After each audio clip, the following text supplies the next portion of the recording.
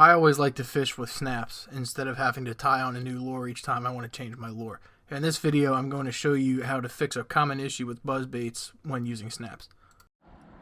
Okay, so as you can see, I'm using a snap and I have the buzzbait.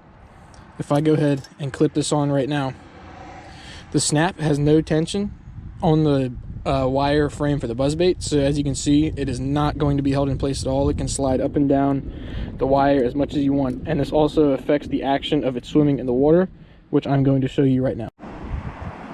This is the buzzbait with just the snap.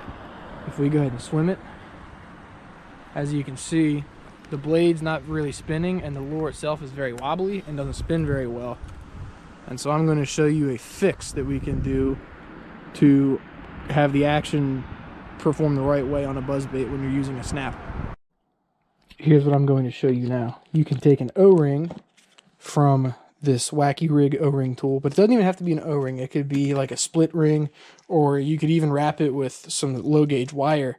But I folded this O-ring over twice and put it on the end of the buzzbait, the little notch right here in the wire frame where you're supposed to tie your line to. What I can now do is hook the snap up just like this. And as you can see, the snap can no longer move around freely on the wire frame. It has to stay right here where it's intended to.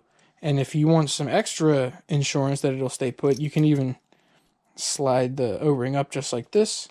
And now the snap really isn't going anywhere. And now what this will do is allow the blade to spin the correct way in the water, and the lure won't wobble back and forth, giving you the correct action for the buzzbait, which will enable you to catch bass like these lures are known for.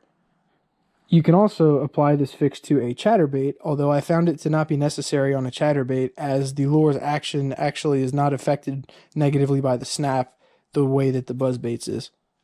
This fix also works with spinnerbaits.